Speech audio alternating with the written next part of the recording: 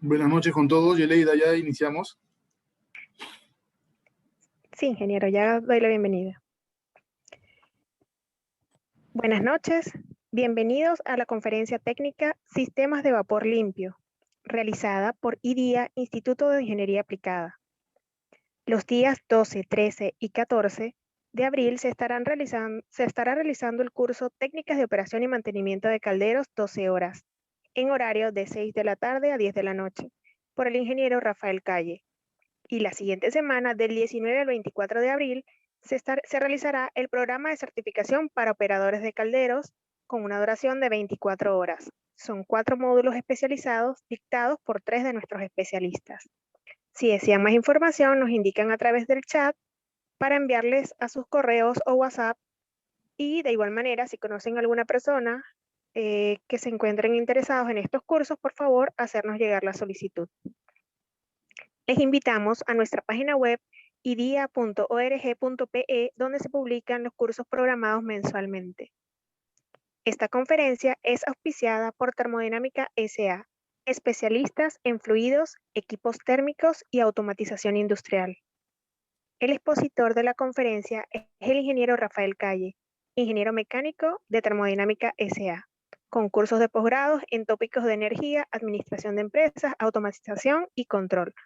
Posee más de 20 años de experiencia realizando proyectos de ingeniería en sistemas de vapor y procesos térmicos en empresas mineras, petroleras, industriales, entre otras. Los micrófonos permanecerán apagados durante la exposición y al final se abrirán para que puedan exponer sus inquietudes al expositor. Para realizar sus consultas, por favor, usar el chat o al final se realizará una ronda de preguntas. Cualquier consulta estaré atenta en el chat. Muchas gracias. Gracias, Yeleida, por la presentación. Buenas noches con todos. El día de hoy voy a compartir con ustedes una presentación sobre el vapor limpio que abarca varios conceptos en general y varios usos, ¿no? Donde vamos a hablar de la importancia y de sus beneficios, sobre todo dependiendo los procesos y dependiendo las aplicaciones. ¿De acuerdo? Bueno, ya me presento Yeleida, mi nombre es Rafael Calle y estoy a su disposición para que puedan hacer cualquier consulta también a la hora de finalizar. Vamos a estar un promedio de 45 a minutos a 1 hora. Ok.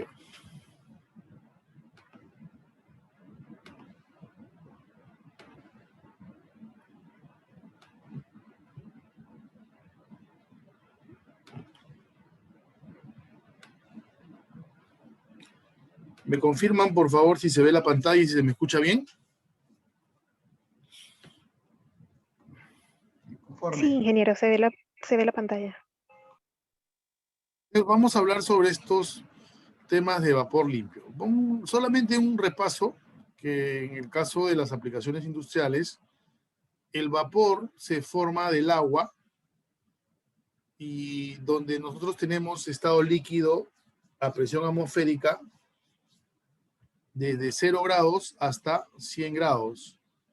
Por debajo de 0 grados el agua es sólida, entre 0 y 100 grados a presión atmosférica el agua es líquida y si nosotros seguimos agregando calor a presión atmosférica se va a formar vapor. Entonces este vapor es la fase gaseosa del agua y no debería tener impurezas, no debería tener otros componentes, ¿no? Debería ser solo vapor, ¿de acuerdo? A medida que nosotros presurizamos el vapor, una vez que escapa, podemos tener diferentes presiones y diferentes temperaturas en el vapor, como lo mencionamos en este ejemplo, donde, repito, a presión atmosférica, la temperatura del vapor es 100 grados. A medida que esta presión se incrementa, la temperatura de evaporación y la temperatura del vapor van subiendo de tal forma que a un bar tenemos 120 grados centígrados y cuando llegamos a 10 bares, la temperatura del vapor es 184 grados centígrados. Entonces, dependiendo de las aplicaciones que nosotros tengamos en las plantas, las presiones del vapor van a variar y las temperaturas del vapor también. Entonces la presión y la temperatura se convierten en variables proporcionales y en un ratito les vemos cómo la variable volumen se vuelve inversa a la variable presión. ¿De acuerdo? Entonces es muy fácil en el vapor obtener temperaturas diferentes a raíz de presiones diferentes. Esa evaporación debería ser, en teoría, totalmente gaseoso el vapor, pero eso a veces no es así, dependiendo de los tamaños de las cámaras, dependiendo de la, digamos, velocidad de generación, se pueden también arrastrar gotas y generar problemas, y un poquito por ahí va el inicio de estos conceptos del vapor limpio, ¿de acuerdo? Entonces, recordando solamente, la temperatura de saturación es aquella a la cual el agua puede llegar como líquido y a partir de ese valor ya no se puede subir y se forma vapor. ¿Correcto? Entonces, esa correlación es fija, ¿no? Esa correlación es fija. Nosotros tenemos que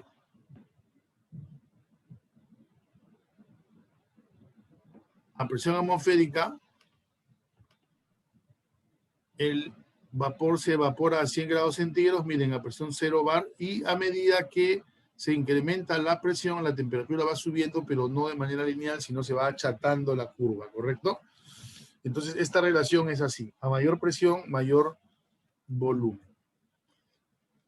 A medida que nosotros también vamos comprimiendo o vamos generando vapor, nos vamos a dar cuenta que el volumen es una variable inversa a la cantidad de vapor o a la presión, de tal forma que nosotros podemos comprimir el vapor en un espacio y a medida que lo comprimimos, su volumen disminuye. O sea, podemos almacenar más cantidad de vapor en un espacio si le incrementamos la presión, si lo sometemos a presión. Eso hace también de que se tengan más velocidades en el vapor a medida que la presión sube. ¿De acuerdo? Y esas velocidades también, si es que no están, digamos, correctamente dimensionadas las líneas, las tuberías, también nos pueden generar problemas con el vapor. Entonces, el concepto de vapor limpio o de vapor tiene que ver con varios orígenes. Uno, que lo vamos a ir viendo en un instante, ¿no? Entonces, pero uno de los principales es que la teoría nos dice que el agua se evapora y genera un vapor absolutamente seco, sin impurezas, pero en la realidad eso no es así porque hay, digamos, arrastres de la misma agua, hay arrastres en las tuberías, arrastres en las líneas, ¿no? Entonces, el vapor húmedo o la calidad en el vapor tiene que ver con el contenido de agua que tiene. Entonces, esta cosa es el vapor seco o la calidad del vapor es la cantidad de masa seca que el vapor tiene. Por ejemplo, si el vapor tiene 90% de masa seca, su calidad es 90% y el 10% sería agua. ¿Ya? El agua contamina, el agua ensucia, por eso es que se tiene que buscar siempre la manera de tener un vapor saturado seco. ¿Ya? Ahora, el vapor húmedo no solamente me va a generar problemas de suciedad en las líneas, no solamente me va a generar problemas de arrastre, ¿no? Sino me va a generar también problemas de disminución de entrega de energía. ¿Por qué? Porque el vapor totalmente seco tiene una energía disponible mayor, un calor latente mayor, pero a medida que contiene agua, va cambiando. Por ejemplo, aquí nosotros podemos observar que el vapor seco a 5 bar tiene una energía disponible de 2086 kilojoule por kilogramo, que es la energía que se utiliza para ir desde el agua hacia el vapor. Y cuando yo caliento, esto se hace en sentido inverso. O sea, yo puedo entregar 2086 kilojoule por kilogramo si es que yo utilizo vapor para algún proceso. ¿De acuerdo? Pero si nosotros vemos que este vapor ya no es seco y tiene 90% de calidad, eso significa que el 10% de su masa va a ser agua, de tal forma que la energía de evaporación, que en este caso era 2086, se va a ver afectada por la humedad, porque yo voy a tener solamente el 90% de esa energía disponible. Entonces, un vapor húmedo, en vez de entregarme los 2086, me va a entregar 10% menos, y eso es 1877 kilojoules por kilogramo. Entonces, vamos a estar perdiendo energía para nuestros procesos, y esa energía que se pierde se tiene que compensar generando más vapor en la caldera. ¿Ya? Entonces, en la calidad de vapor, hay 3 factores principales que inciden en la misma, ¿no? Estos son la calidad del agua, de alimentación a la caldera, no tanto como la procesamos, como la obtenemos. Siempre hay un riesgo, por ejemplo, cuando se tiene agua de cisternas, ¿no? Y tiene que ver también con el tratamiento que nosotros le vamos a dar. El segundo punto, digamos que este es el inicio de la suciedad en el vapor, ¿no? La calidad del agua, como primer punto.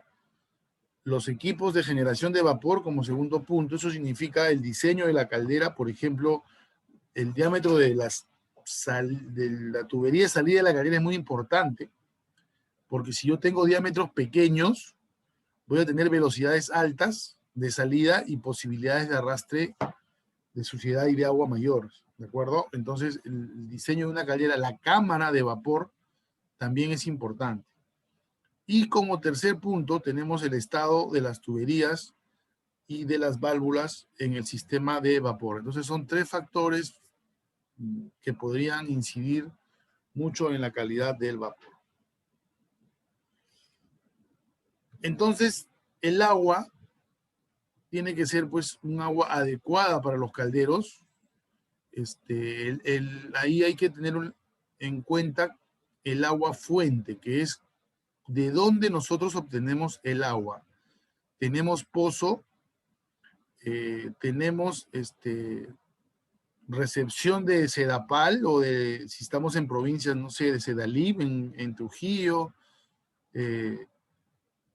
¿no? En Mapa, creo que es en Arequipa, y así, ¿no? Entonces, el agua que obtenemos, o traemos cisternas de repente, no tenemos mucha agua, como en Huachipa, por ejemplo, que hay muchas plantas que compran el agua en cisternas, ¿no?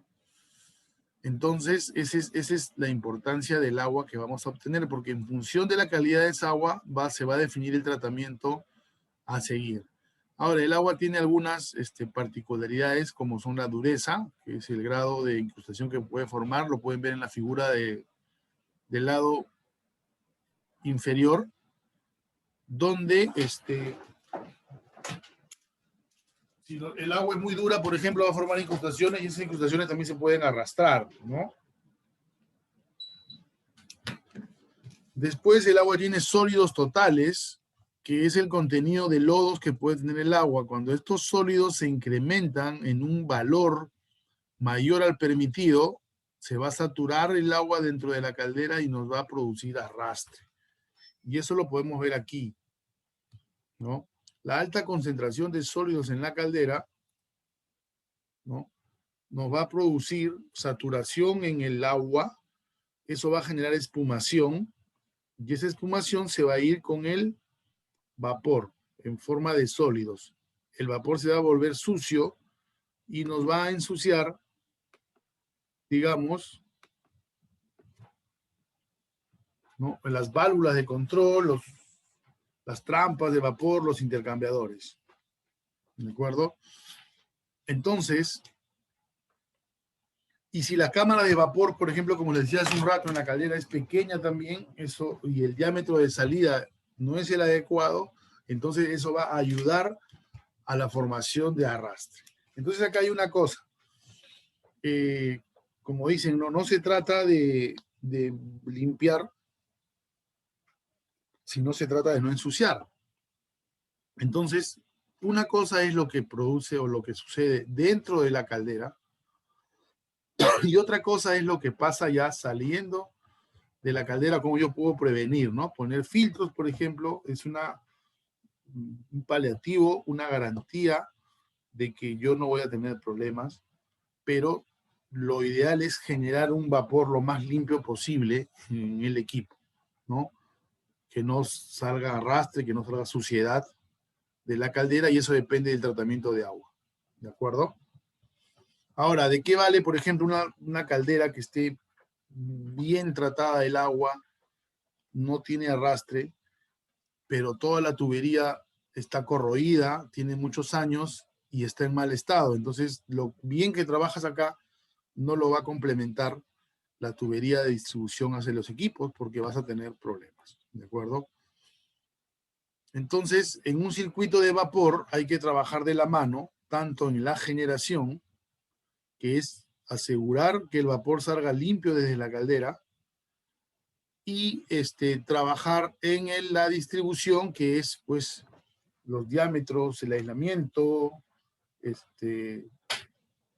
los filtros que se ponen, las válvulas que se ponen adecuados. Dirían ustedes, ¿por qué el aislamiento? Lo que pasa es que si una tubería no está aislada correctamente, se va a producir condensación. Y si hay condensación en la tubería, eso tiende a ensuciarse porque va a arrastrar suciedad de las líneas, ¿no? Entonces, el agua es contaminante en los sistemas de vapor. Entonces, tenemos que garantizar algunas condiciones hacia nuestros equipos. Estas son las siguientes. Cantidad, estamos hablando de masa. La cantidad que debe llegar a un equipo es correcta. Imaginemos que una caldera no da la cantidad de vapor que la planta necesita. ¿Qué es lo que va a ocurrir? Lo primero que va a pasar es que la presión en el caldero comienza a caer.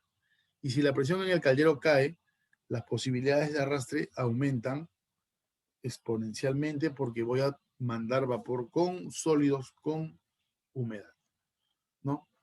Entonces, si no hay cantidad correcta, vamos a tener problemas. La presión de la caldera también influye. Siempre comento yo que la presión mínima a la que debe trabajar un caldero es 6 bar, ¿no? Eso lo explico a detalle en los cursos que dictamos. ¿Por qué? Porque si tenemos presiones muy bajas, vamos a tener mayor volumen de vapor en la caldera y mayor posibilidad de arrastre. Entonces, el control de la presión es importante. Debemos evitar que haya aire y otros gases, porque eso también nos va a generar problemas de calentamiento. Y aquí va un poco el punto que nosotros vemos, que es limpio. El vapor debe estar, el que llega a los equipos debe ser limpio y seco.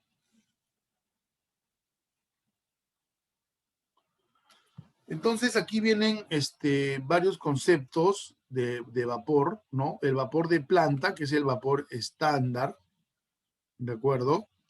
Tenemos el vapor filtrado, ¿no? Que es un vapor ya que tiene algunos filtros previos, pero sigue siendo industrial.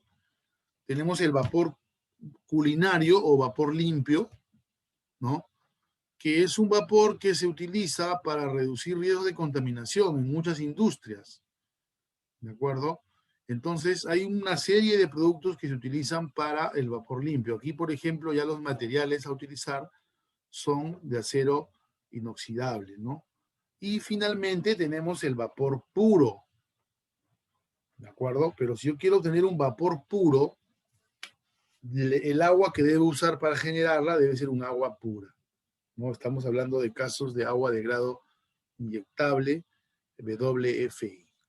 Entonces, los productos, en ese caso es un vapor sanitario, que es diferente al vapor culinario. O sea, son muy parecidos, pero el grado de filtración es el que cambia, y también cambia el origen del agua, ¿no? En el caso de un vapor culinario, no necesariamente tiene que ser un agua pura.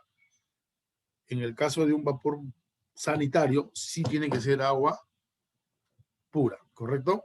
Entonces, el origen del agua determina si el vapor es culinario, limpio o es sanitario o puro, ¿correcto?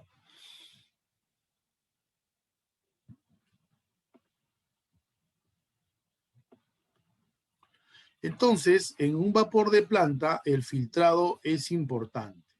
Y los filtros que se utilizan principalmente, ¿no? Son filtros de tipo I, ¿no? En las plantas tradicionales, siempre se utilizan filtros para proteger las válvulas, para proteger los intercambiadores, para proteger las trampas. Entonces, los filtros tienen unas mallas internamente, y no sé si logran ver por acá que dice que el estándar de un filtro de vapor es 20 mesh. Este es el estándar de un filtro de vapor de planta, miren, 20 mesh. Y hay opciones de filtración más fina que van de 60 a 100 mesh, ¿de acuerdo? Entonces, si yo quiero cambiar el grado de mesh de un filtro, lo debo solicitar o pedir así con una malla especial. Ahora, los filtros, a medida que son más finos, generan más caída de presión en la línea, y eso también hay que tenerlo en cuenta, ¿de acuerdo? Entonces, poner un filtro fino también implica un diseño de tuberías, porque las caídas de presiones van a existir.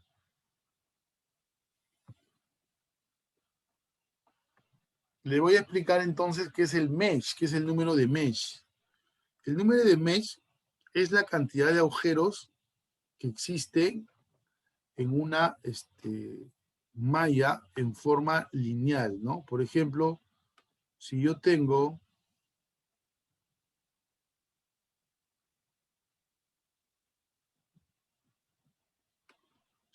aquí una línea, una malla de filtro, y yo tengo acá,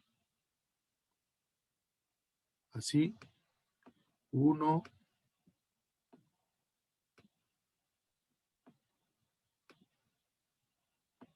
y sigo contando ahí,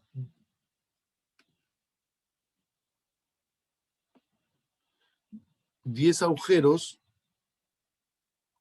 en una pulgada sería mesh 10. Si hay 20 agujeros en una pulgada, ¿no? Sería mesh 20. O sea que, en otras palabras, la cantidad de agujeritos o de divisiones que yo tenga en una pulgada del lineal me van a determinar el mesh. O sea, ¿qué significa? Que un mesh, por ejemplo, 20, tiene 20 pulgadas, 20 agujeros, perdón, en una pulgada. Un mesh 100 debe tener 100 agujeros, o sea, infinito, finito, finito, ¿no? Más en una pulgada. Esa es la definición de mesh, del número de mesh. Entonces, hay filtros pues hasta 600 mesh, ¿de acuerdo?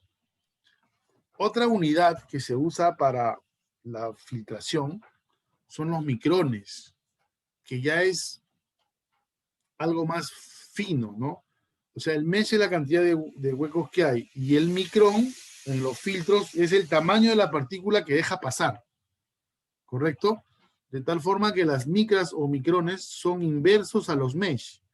Por ejemplo, un filtro de mesh 18 me puede dejar pasar una partícula de 800 micras, ¿no?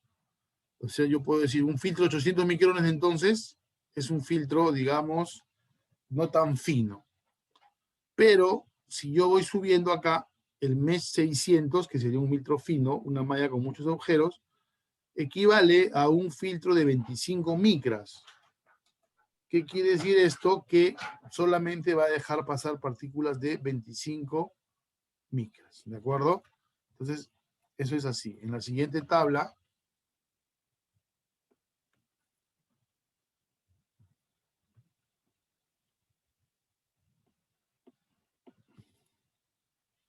podemos ver el equivalente de mesh a micras, ¿no? Entonces, un filtro de 2300 mesh es equivalente a un filtro de 6 micrones o 6 micras, que es lo mismo, ¿ya? Perdón, entonces, esa es la diferencia. Lo que está a la derecha son otras unidades de medición, que son el Heckman, que es muy poco común utilizado, y los milímetros, ¿de acuerdo? Entonces estamos hablando que un filtro de 6 micrones o 2300 mesh tiene un agujero de 0.006 milímetros, ¿de acuerdo? Entonces es un filtro muy fino, ¿ya?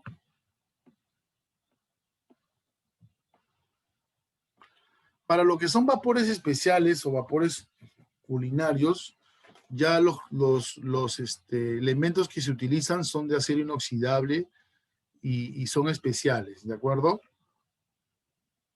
Entonces, existen una gama de productos para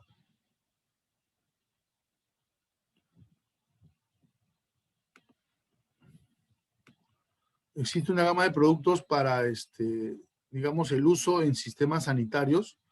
Y si se dan cuenta, las trampas, las bolas de control, los filtros, las válvulas son especiales, ¿no?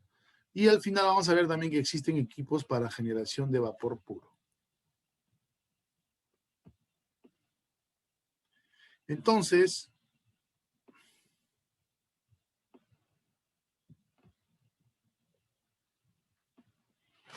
acá tenemos, por ejemplo, un sistema donde nosotros vamos a utilizar un vapor culinario.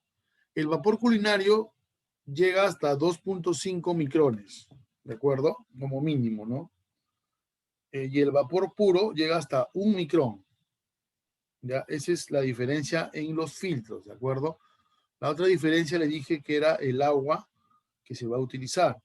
En vapor culinario usamos un agua convencional, claro, controlada, con buena dureza cero y sólidos lo más bajo posible en la caldera. Estamos hablando que una caldera puede permitir hasta 3.500 ppm sólidos. Y acá, por ejemplo, tenemos una estación convencional hasta llegar aquí, ¿no? Es una línea acá.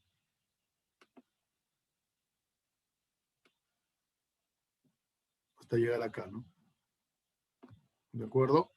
Toda esta zona de la izquierda puede ser fierro negro. Miren, tenemos un separador, un filtro, la reductora y una válvula de corte acá. Y a partir de esta válvula ya todo es acero inoxidable, ¿no? Acá tenemos el filtro culinario, el manómetro. Y esta línea ya va al usuario. Entonces aquí estamos asegurando, y para asegurar que el vapor culinario está limpio, se saca una muestra del vapor, se enfría y esa muestra la revisamos y no debe tener nada de impurezas, ¿correcto? Para que sea un vapor culinario. ¿Qué es el vapor que se utiliza en fábricas de alimentos, ¿no?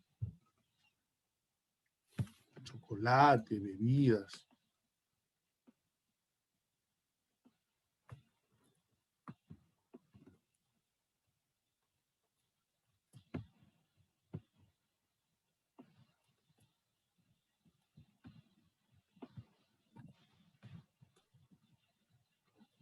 Acá, por ejemplo, tenemos los números de los componentes, ¿no? Donde el 1 es un separador, el 2 es una bola de esfera, el 3 es un filtro estándar, ¿no? La reductora es la 5, el 6 es un manómetro, válvula de seguridad, el 9 es el filtro de vapor culinario limpio, y así, ¿no? Tenemos todos los componentes de una estación de filtrado. Acá tenemos otro ejemplo, ¿no? Donde tenemos una estación de filtrado con un filtro culinario. ¿Ya?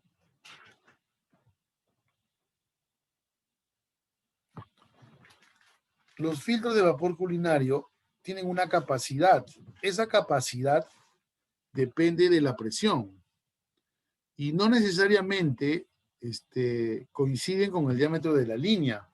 Por ejemplo, si yo tengo, en este caso está en libras hora, yo tengo 950 libras hora, eso es como 400 kilos de vapor, ¿sí? 450 casi. Entonces, y trabajo 80 psi, miren, 80, yo tendría que usar un filtro de 1,5 pulgadas. Entonces, a medida que incremente el caudal, incrementa el diámetro del filtro, ¿no? Tenemos filtros hasta 3 pulgadas.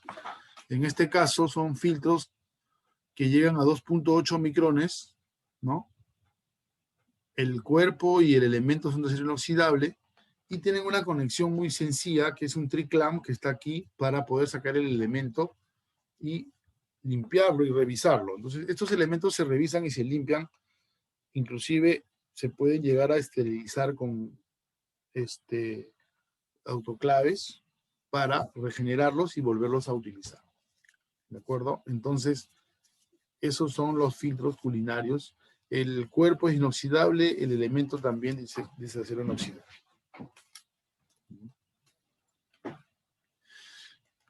Es importante, ¿no? Si yo tengo sistemas de filtrados solos ya, que yo utilice un filtro especial. En este caso, miren, es un filtro de malla 100 antes de mi filtro culinario. Aquí justo está esta línea, donde de la línea roja para la derecha es acero inoxidable todo, y antes de eso es acero al carbono.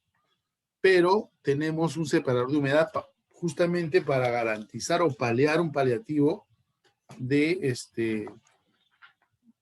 la humedad que pueda venir, y después de eso se instala un filtro de 100 mesh y después de eso recién va el sistema de filtrado culinario. ¿De acuerdo?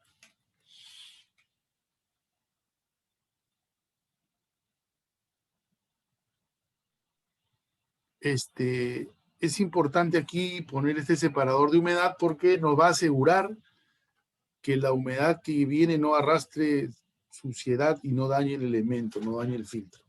Si se dan cuenta, acá tenemos dos manómetros, uno antes y otro después del filtro, esto para verificar la caída de presión. Cuando la caída de presión en un sistema es más de 1 bar, ya hay problemas, ¿no? No debería tener tanta caída de presión.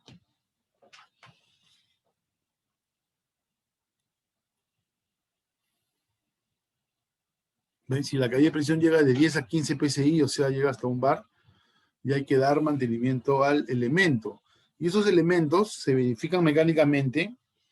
El golpe de ariete es un problema. El golpe de ariete es cuando en los sistemas de vapor el agua queda atrapada y el vapor con la velocidad que viene golpea las líneas. Yo he visto romperse elementos filtrantes de este tipo, estos que están acá, ¿no? El que dice A es el elemento filtrante, romperse por golpe de ariete, se rajan, ¿no? Por vacío también. Entonces es importante por eso revisarlo y hacerle su limpieza para que no se saturen. Y la limpieza se hace en algún caso química, ¿no? Con una mezcla de hidróxido de sodio, carbonato de sodio y agua. Luego se enjuaga, se sumerge y se limpia el filtro, ¿no? Después de eso hay que enjuagarlo y secarlo con aire caliente a 75 grados, como si fuera una secadora de pelo, para que el filtro quede en buenas condiciones. Otra forma de hacerlo es por ultrasonido, ¿no? Entonces hay equipos especiales donde se insertan los filtros para hacerle su limpieza por ultrasonido.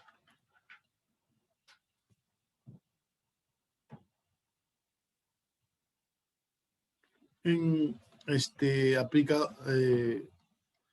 esterilización de procesos, ¿no? Se utiliza ya el vapor puro, ¿no? En este caso, los generadores de vapor puro son generadores vapor-vapor, ¿de acuerdo?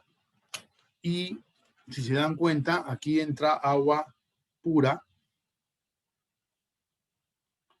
y un serpentín de la caldera tradicional del vapor de planta calienta esta agua pura y genera un vapor puro. Entonces, si tú quieres vapor puro, debemos utilizar agua pura para el proceso. Igual, este vapor sale, se distribuye y aquí sí, de todas maneras, debe tener un filtro ya sanitario, ¿no? Para la aplicación. Y los filtros sanitarios, como les comenté, deben llegar hasta 1 micrón. 1 micrón, repito.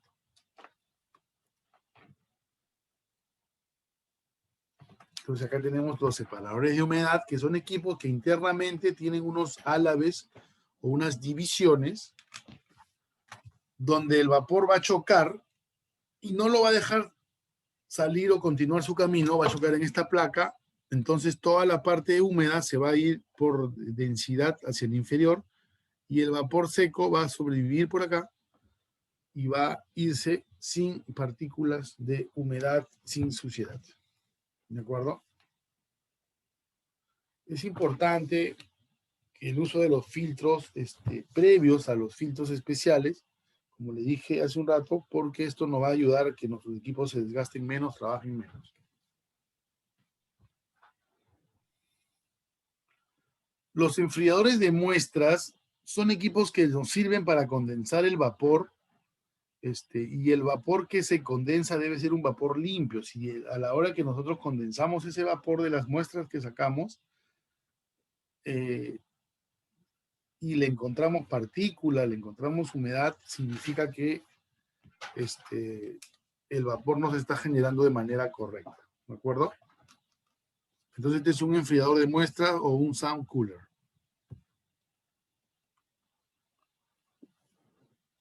Existe todo lo mismo, todo lo que existe en la gama de productos tradicionales de vapor con acero de carbono, tanto los reguladores, digamos, de acción directa, los reguladores pilotados, también existen en aplicaciones especiales de acero inoxidable.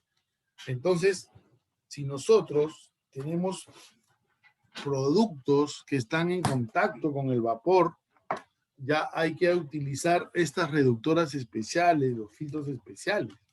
Ya no podemos usar lo convencional, ¿de acuerdo? Porque si no, vamos a tener problemas con el personal.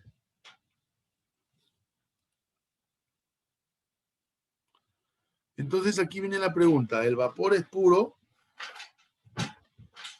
En teoría sí, en teoría el vapor debe ser puro, ¿de acuerdo? Pero tenemos que asegurarnos, ¿no? Tenemos que asegurarnos. Entonces, los sistemas generalmente de planta tradicionales no nos darían un vapor puro. Los que nos darían vapor puro serían los sistemas de inoxidable que trabajan con agua pura como alimentación e indirectamente se calientan con unos serpentines de vapor de planta. Aquí hay unas definiciones de alimentos. En este caso, aplicaría también para rubro medicina, rubro farmacia, rubro bebidas y otros rubros, inclusive el rubro de limpieza, ¿no? Entonces, ¿qué cosa es un producto? En este caso vamos a ampliar el concepto seguro, ¿no? Primero, que no tiene que hacer daño para la salud. Y segundo, cuando es nocivo y cuando no es apto para uso de las personas, ¿no? Después de los estudios que se hacen. Entonces ahí un alimento ya no es seguro cuando es nocivo o hace daño o cuando no es apto para el consumo de las personas.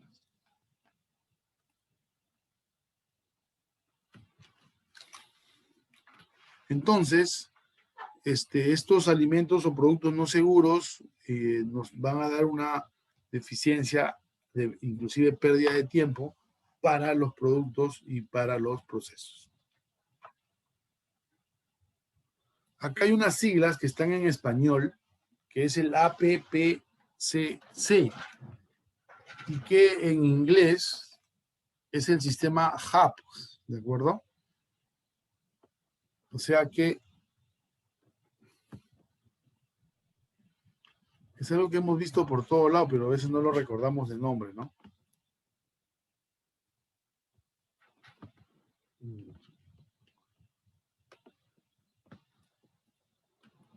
Acá está. Entonces, en castellano, el APPCC es en inglés el HACCP.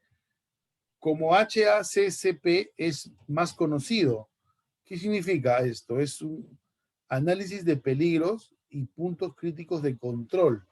Entonces, cada proceso, si yo quiero asegurar, por ejemplo, vapores puros, vapores de calidad, vapores limpios, yo puedo poner puntos críticos de control. Entonces, toda la planta tiene puntos de control. Un punto de control, por ejemplo, es la temperatura, ¿no?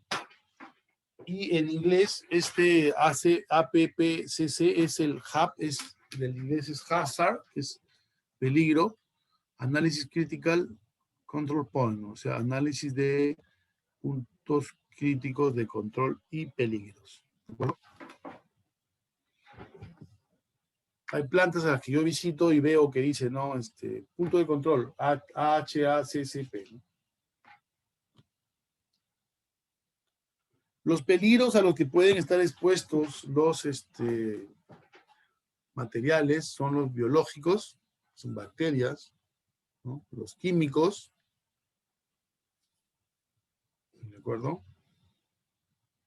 Y los físicos, que son, pues, en este caso, contaminantes, trozos de vidrio, teflón.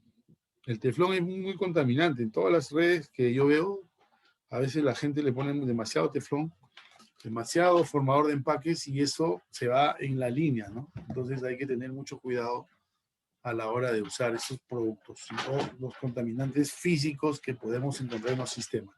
Por eso que la limpieza de las líneas cuando se arranca un sistema es importante. Entonces, miren, acá hay un diagrama de flujo, por ejemplo, para el vapor, ¿no? Acá tenemos el control del sistema, los calderos, ¿no? Y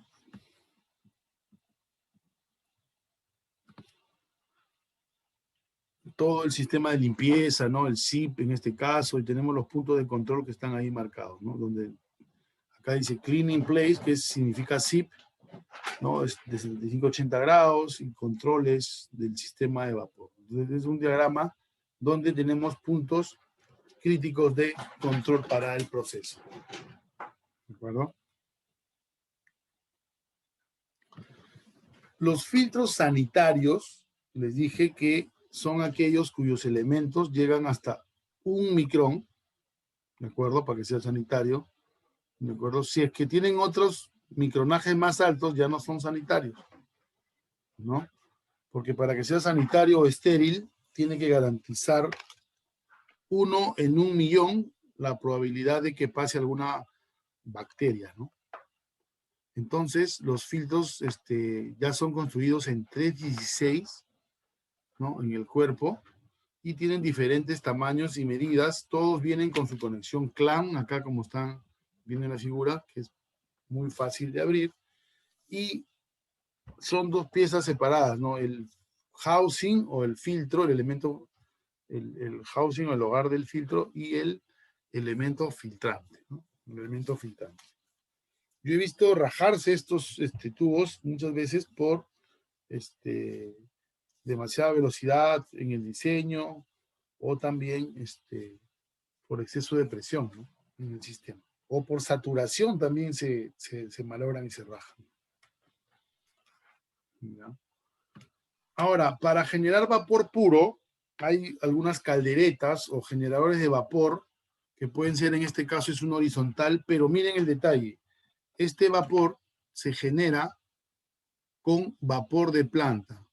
Entonces el vapor de planta que puede estar viniendo, no sé, a 7, 8 bares, perdón, ¿no? Entra por un intercambiador, no usa fuego, y este intercambiador es el que va a calentar el agua de entrada del proceso y va a generar el vapor puro. El agua tiene que ser de grado inyectable o agua PWFI. Y aquí tenemos, miren cómo se forma este domo, donde está el vapor. Aquí. Y en la parte inferior está el intercambiador, que siempre debe estar cubierto de agua, ¿no? Para evitarnos problemas. ¿Ya? El vapor en este caso es el medio de calefacción. Entonces es un generador de vapor puro, vapor, con vapor de planta o vapor industrial, estamos generando un vapor puro, ¿correcto? Este sería un equipo horizontal. Miren, acá tenemos una bomba para la entrada de agua. Es la misma forma de trabajar de un caldero convencional, solamente que en vez de tener un quemador, tenemos un intercambiador de calor. Y acá tenemos otro generador de vapor puro de otro diseño, ¿no? Miren, acá está su tablero, su bomba de agua.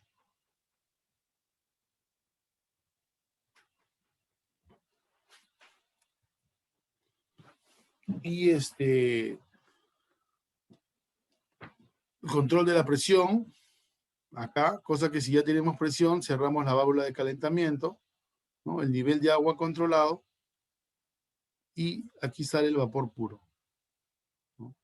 Entonces, este es otro tipo de generador de vapor puro de manera vertical. Nosotros fabricamos estos equipos aquí, ¿no? Sin ningún problema, con las consideraciones, pues, de los materiales sanitarios, ¿no? De los materiales especiales y el diseño de los tamaños de las cámaras de vapor y de agua, ¿no? Sin ningún problema. ¿Ya?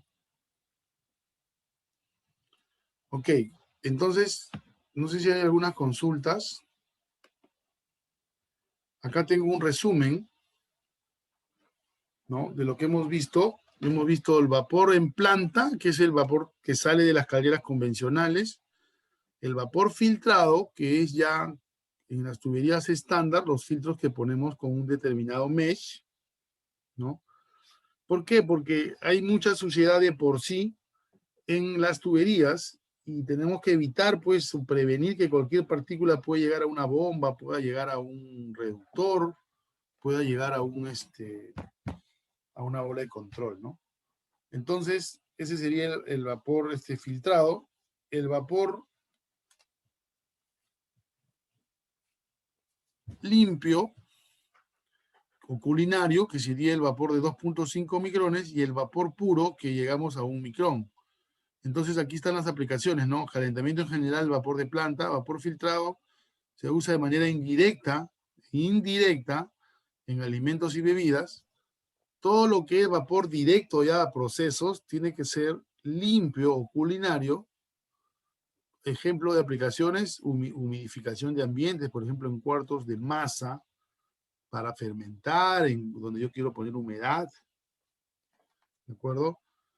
En ambientes estériles, en autoclaves, ¿no? Las autoclaves para, digamos, esterilizar el material de operación, ¿no? El vestuario. Y el vapor puro ya se usa en inyecciones, en transfusiones, ¿no? Todo lo que es, digamos, intravenoso, intravenoso, en farmacéuticos, ellos utilizan el vapor puro, ¿correcto? Respecto a la calidad de agua, en el caso del vapor de planta se utiliza agua blanda, ¿no? En el caso del vapor filtrado, agua blanda y algunos aditivos, ¿no? Por ejemplo, cuando yo necesito vapor limpio, vapor culinario, no puedo usar aditivos para neutralizar las redes de vapor, ¿no? No se permite. Entonces yo ahí podría usar un agua pura o purificada, ¿no? En este caso, ¿no? O un agua tradicional, pero debe tener mucho cuidado con el uso de aditivos químicos, no se usa. Y en el caso de un vapor puro, sí tiene que ser agua grado inyectable, como les mencioné. ¿De acuerdo? Entonces, por ejemplo, en todo lo que es vapor de planta y vapor filtrado, el material que se utiliza es acero al carbono y fierro fundido. Y en el caso del vapor limpio y el vapor puro, todos los materiales son de acero inoxidable. Entonces hay una zona, digamos, si se quiere decir así, sucia, y una zona limpia, ¿no? Todo lo que es vapor de acero al carbono y el vapor en acero inoxidable.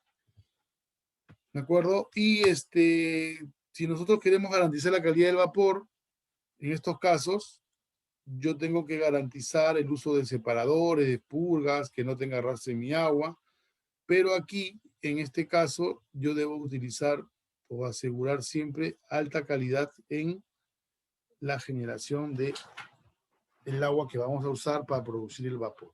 ¿De acuerdo? Entonces, más o menos es lo que se tiene en cuenta como resumen para lo que les hemos mostrado hoy día. Me gustaría que me hagan preguntas, ¿no? Que me hagan preguntas sobre el tema que hemos tocado. El señor Ricardo Silva consulta, ¿qué tanto se prolonga la temperatura si al agua se le adicionan las sales fundidas para el caso de las centrales termosolares? ¿En qué porcentaje por metro cúbico se le agregan estas sales fundidas? ¿Qué rangos de presión y caudales tienen las turbinas de estas centrales termosolares? A ver,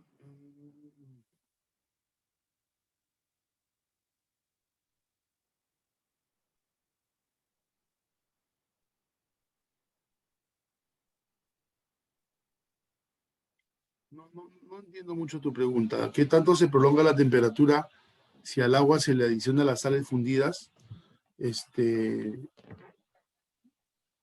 No, la verdad no te soy sincero, no manejo el tema de centrales termosolares, ¿no?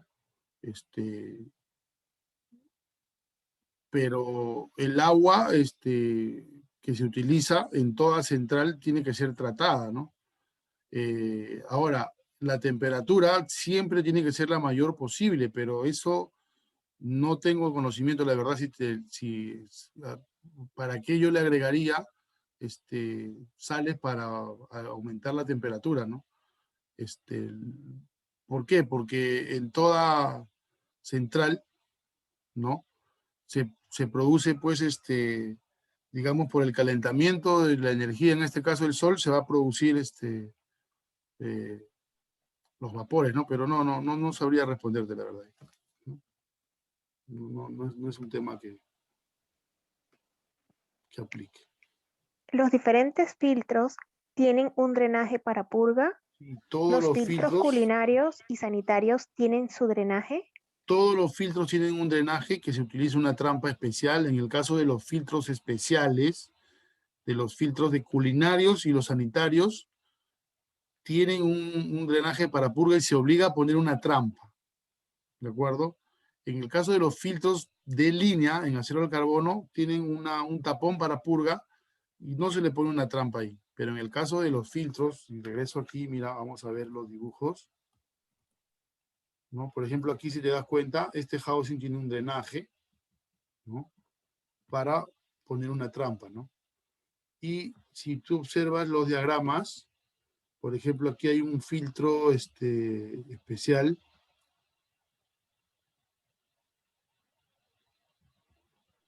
¿no? Y si te das cuenta, tienen drenajes, ¿no? Y trampas, ¿no? Aquí, por ejemplo, en este diagrama que mostramos, que es si te das cuenta, el filtro especial, mira, tiene acá su drenaje y una trampa. Esta trampa va a dejar pasar solo el condensado porque no se quiere que el agua se acumule acá. En cambio, en los filtros estándares, mira, este es un filtro estándar, ¿no? De acero al carbono, tipo I, tengo un tapón por donde puedo purgar, pero no va una trampa. En cambio, en el elemento culinario o sanitario, según el caso, sí va una trampa y drena constantemente para que no se llene de agua el elemento. ¿De acuerdo? Entonces, la respuesta es sí.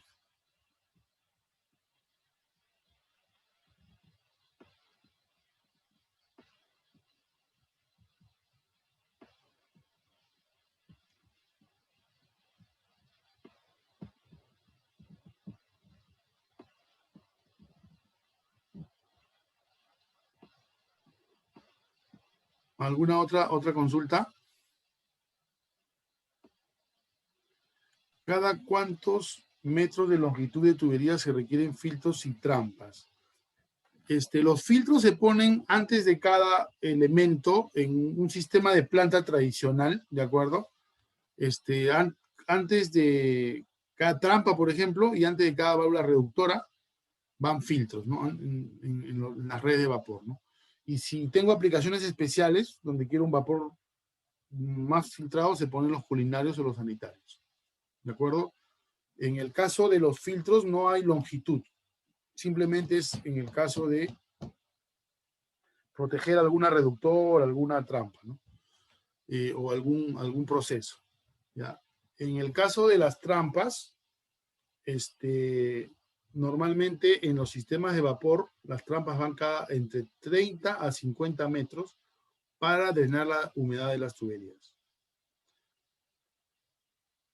Podría poner para ver el cuadro de contaminantes, vi que habían bacterias. ¿No? Sí, ok, por acá está.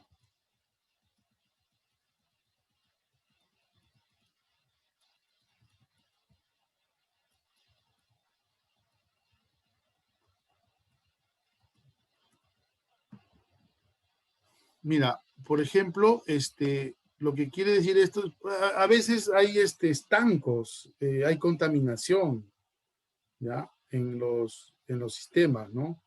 Y eso te puede generar la formación de bacterias. A veces hay puntos muertos en la línea donde no hay circulación, por el diseño hace que el agua no circule, ¿no? Y eso te puede generar problemas biológicos, ¿de acuerdo? A eso se refiere. Los problemas químicos es por la dosificación de productos que se utilizan en los sistemas, ¿no? Y los físicos ya son ¿no? Las partículas que se pueden meter en los sistemas, ¿no? A eso se refiere, ¿no?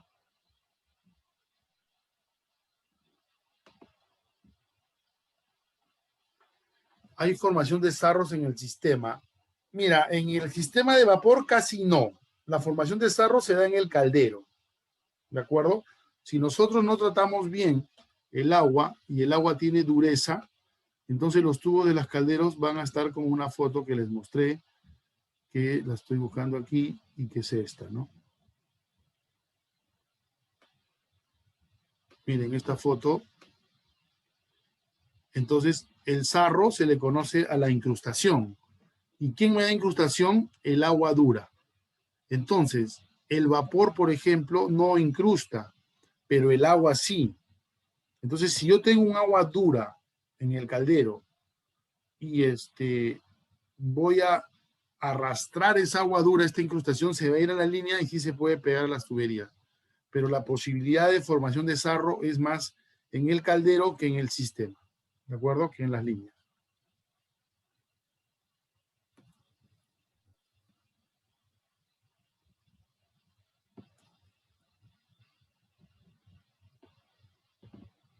¿Sí? ¿Alguna otra consultita?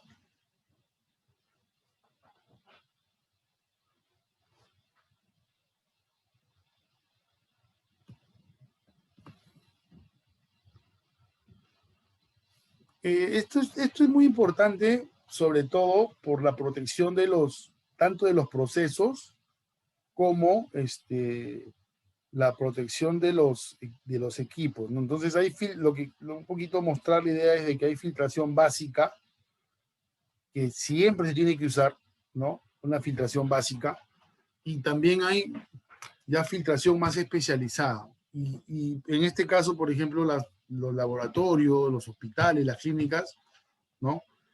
Tienen que usar ya un vapor diferente, ¿no? El extremo es el vapor puro, que es un vapor muy especial que se genera con agua pura y se filtra o se utilizan filtros sanitarios.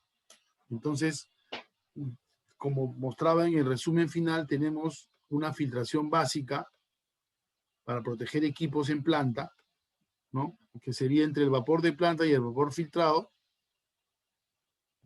Y las aplicaciones ya más específicas, que son el vapor limpio culinario y el vapor puro, ¿no? Entonces, por ahí va un poco la idea, ¿de acuerdo? Se requiere un vapor a 160 grados. ¿A qué presión de diseño debe considerar la caldera? Miren, las calderas industriales, el mínimo de diseño es 150 psi, o sea, 10 bares, ¿de acuerdo? Y 10 bares es 184 grados centígrados. Entonces, el diseño de la caldera para tu caso debe ser 10 bares o 150 psi, que es casi lo mismo, ¿ya? Ese es por el lado de la pregunta de José. Ricardo me dice, las válvulas de control que emplea son todas neumáticas o también hay hidráulicas o electrohidráulicas. No, en el caso de vapor se usan neumáticas y eléctricas, ¿no? Con actuador directamente de 4 a 20, ¿no? O servomotores en este caso. No se usa hidráulicas casi en las aplicaciones de vapor porque no se requiere tanto torque, tanta fuerza. ¿De acuerdo? En los sistemas. ¿Ya? Entonces tenemos neumáticas, que es, digamos, el 90% de las aplicaciones. Y en algunos casos, porque equipos vienen así, se utilizan actuadores eléctricos. ¿De acuerdo? Esa sería la respuesta, Ricardo. ¿Ya?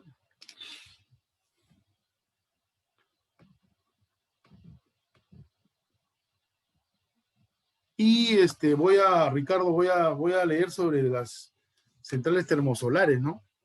Pues no sé si nos explicas un poquito, para generar qué, vapor, no entendí muy bien tu pregunta, la verdad, ¿no? Porque yo entiendo que las centrales, digamos, térmicas, que son las que usan pues gas, usan esas sí las conocemos bien, ¿no? Sí, generalmente usan vapor cuando son de ciclo combinado, ¿no? Pero voy a revisar un poquito lo que me dice porque me ha generado curiosidad. No me gusta ser totalmente sincero siempre. Ah, son generadores de electricidad ahí en Francia y España. Claro, pero el agua, ¿para qué la usan, no? Es lo que no entendía, ¿no? Como fluido motriz. Ah, sí, eso sí es cierto. Aquí en el Perú ya se está usando mucho las incineradoras con vapor, ¿de acuerdo? Se le llaman autoclave de residuos, ¿ya? Y tienen trituradores y todo, entonces la basura sale estéril. Aquí sí hay de eso sí conocemos también, eso sí, ¿de acuerdo? Hay plantas incineradoras de basura. Es más, ya no se está usando el incinerado con fuego, ¿no? Inclusive hay un decreto que fomenta el uso de incineradores con vapor, ¿ya?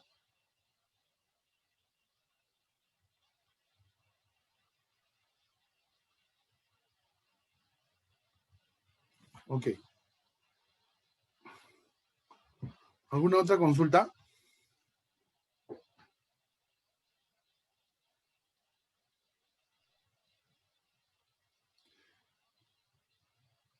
Ah, o sea que, ok.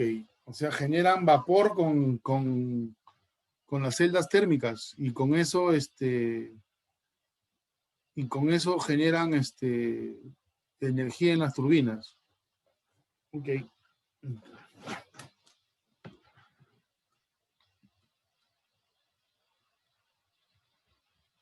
Ok, ok.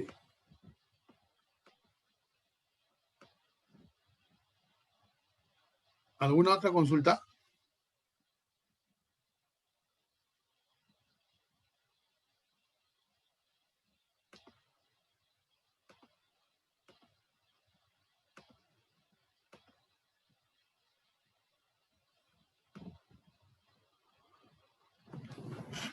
Y bueno, yo les agradezco mucho su tiempo, ¿no? Hemos estado, como les dije, una hora era la conferencia, con este tema que tiene relevancia porque es muy importante el tema de la limpieza. Todos los problemas comienzan con la suciedad, ¿de acuerdo? Y en el caso del vapor culinario y puro, hay problemas inclusive hasta de desperdicio de lotes si es que no tienes un vapor correctamente, es auditable, ¿no? En las empresas de alimentos, por ejemplo, donde se usa vapor directo. Por ejemplo, en leche, hay unos tanques que le llaman los tanques asépticos, ¿no? Entonces esos tanques, por ejemplo, se tienen que inertizar con vapor entre bache y bache, ¿no? Entonces entra, por ejemplo, para envasar, entra producto, van a envasar jugo, se va a un lote. Para que entre el siguiente lote tiene que tener un vapor culinario para asegurar que esté limpio el tanque y de ahí sale y nuevamente entra el siguiente lote, ¿no? Y así en diferentes plantas tienen diferentes tipos de procesos especiales, ¿de acuerdo?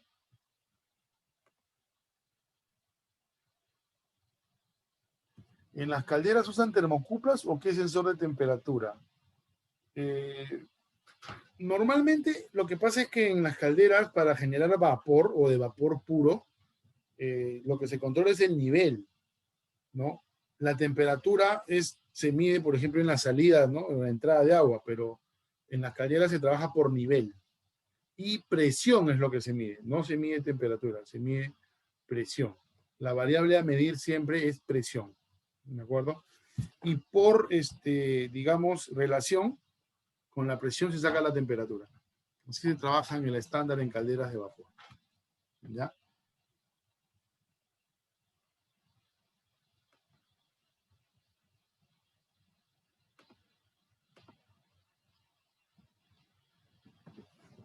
Sí puedes usar manómetros digitales, pero siempre tienes que tener un manómetro mecánico de respaldo, ¿no? La mayoría usa manómetros análogos, manómetros Burdon, ¿no? De aguja, o transmisores de presión, ¿de acuerdo? Eso se usa más, ¿no? Que manómetros digitales. Transmisores de presión sí se utilizan. ¿De acuerdo? Pero siempre así yo tengo un transmisor de presión, tengo un manómetro, digamos, de Burdon de respaldo en físico, ¿no? Calibrado y esas cosas. Ok, jóvenes, les agradezco Ok, la última, la del estribo, a ver. 4 a 20 o 10 o de 0 a 10. 4 a 20 es digamos, la corriente que se utiliza en automatización aquí, ¿no? De 4 a 20 miliamperios.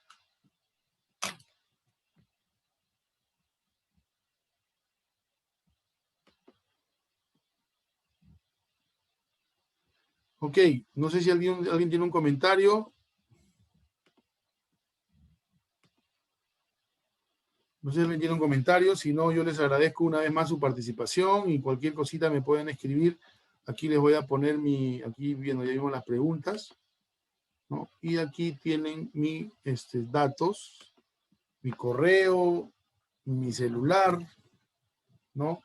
Para cualquier consulta o comunicarse conmigo para cualquier tema que los pueda ayudar en este tipo de proyectos. ¿De acuerdo? Entonces les agradezco una vez más a nombre de IDIA, a nombre de Termodinámica, y los esperamos pues en los cursos que tenemos más extensos, donde podemos discutir muchos más temas y muchos más detalles y cosas para que les pueda servir a ustedes. Ok, gracias. Y aquí me quedo un ratito más por si acaso.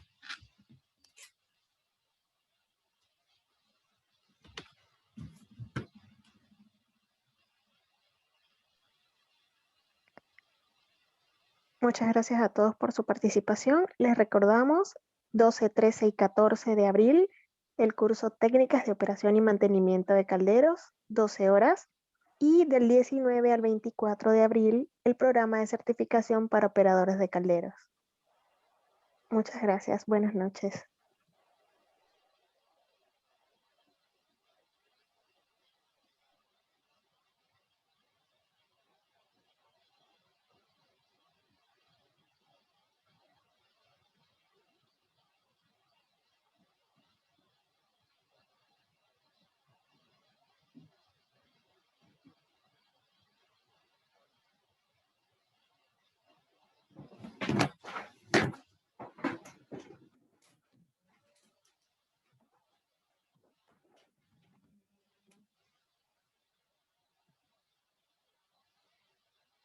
Aló, hijita, ¿qué tal?